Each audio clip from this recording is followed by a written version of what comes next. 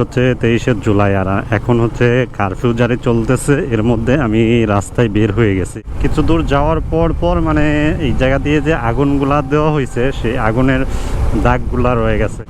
এরকম রাস্তা আমি এখন পর্যন্ত কখনো দেখিনি। আর এদিকে আপনার এই যে ডিভাইডারগুলা সব এদিক ওদিক ভাবে ফেলানো আছে। আর যে ভয়ে ভয়ে আমি আসতেছিলাম, সে ভয় তো দূরের কথা, রাস্তায় যদি বলেন একটা ট্রাফিক পুলিশ, সেটাও নাই। এখন হচ্ছে 23শে জুলাই, আর এখন হচ্ছে কারফিউ জারি চলতেছে। এর মধ্যে আমি রাস্তায় বের হয়ে গেছি। এখন আছি গাবতলী বাস টার্মিনালে। আমি গ্রামের বাড়ি যাওয়ার উদ্দেশ্যে বের হয়েছি। জানি না আমি বের হতে পারবো কি না। এখান থেকে বের হতে না পারলে আমাকে বের হতে হবে যে কোনো ওয়েতে। এখন দেখার বিষয় আমি বের হইতে পারি কিনা। আর এইদিকে দেখেন গাবতলীটা পুরাই ফাঁকা, আর এই যে কিছু মানুষ পায়ে হেঁটে যাত্রা শুরু করছে। আমি জানি না সামনে আমাকে আটকাবে কিনা।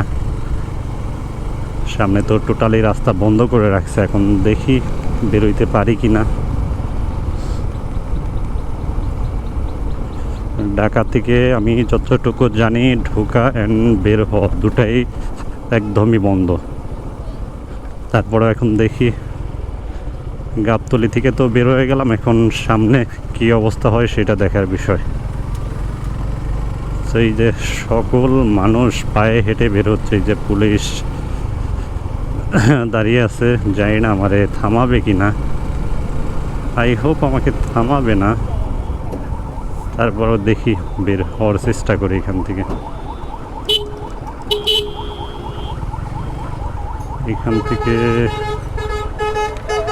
আমি বের হয়ে আসছি। আর আমিন বাজার পার হয়ে আসার পর দেখেন রাস্তার কি অবস্থা। রাস্তা পুরাই ফাঁকা, রাস্তায় না চলতেছে কোনো গাড়ি, না চলতেছে কোনো মানুষ।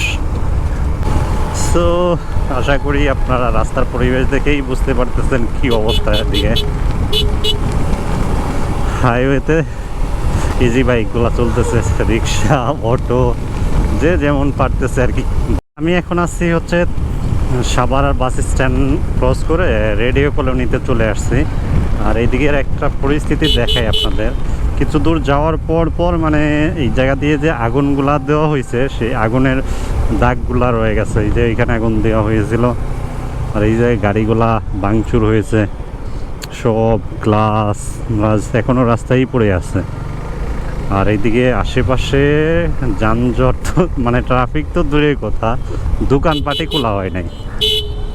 আর এইদিকে আপনার এই যে ডিভাইডারগুলা সব এদিক ওদিক ভাবে ফেলানো আছে। ম্যাক্সিমাম জায়গায় দেখি ডিভাইডারগুলো আর কি ফেলায় দিছে।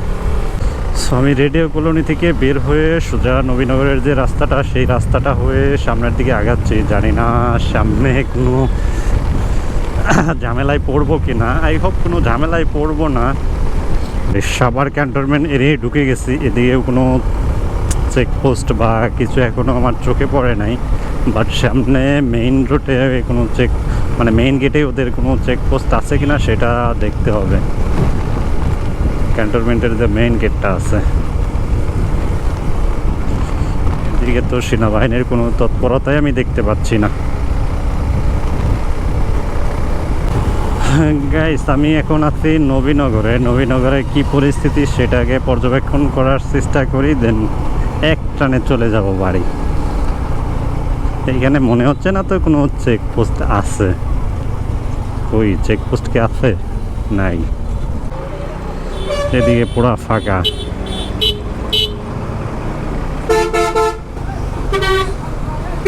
রাস্তায় তো কোনো কাজজাপি নেই, শুধু যত ঝামেলা ঢাকার মধ্যেই বোঝা গেল। এর মধ্যে ঢুকে গেছি, ধামরাই পার করে আসছি।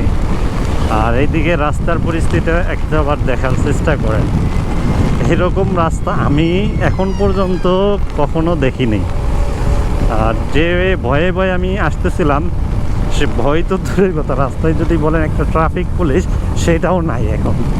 আর এই ভয় ভীতিটা শুধুমাত্র মানুষের মধ্যে ঢুকছে এই নেটওয়ার্কটা বন্ধ করার জন্য। মানুষ একদমই রাস্তায় বেরোইতে পারতেছে না। যদি নেটওয়ার্কটা থাকতো, সকল ইনফরমেশন মানে ফেসবুক সাংবাদিকগুলা আর কি দিয়ে দিত, যার ফলে এই রাস্তার যে ফাঁকা পরিস্থিতি এটা আর কি দেখাই যাইতো না। এই রাস্তার ফাঁকা পরিস্থিতির জন্য দায়ী হচ্ছে শুধুমাত্র নেটওয়ার্ক সিস্টেমটা চলে আসলে আই হোপ সব স্বাভাবিক হয়ে যাবে। সো এখন আমি একটু সামনে যাই, ডান দিকে ঢুকে যাব, মানে গ্রামের ভিতরের যে রাস্তাটা সেই রাস্তাতে ঢুকে যাব। এখন আশা করি আর কোনো ভয়ভীতি নেই বললেই চলে, যেহেতু আমি গ্রামের মধ্যে ঢুকে যাব। গ্রামের মধ্যে তো নর্মালি তো কোনো সমস্যা হয়ই না, আর এখন তো রাস্তা আই হোপ আমি আরও ফাঁকা পাবো, বিকজ রাস্তায় যেহেতু হাইওয়েতে কোনো বাস চলতেছে না, সেক্ষেত্রে বোঝাই যায় গ্রামের যে রাস্তাগুলোতেও গাড়িগুলো কম কম পাবো। তো এখন দেখি গ্রামের রাস্তায় ঢুকে কী অবস্থা।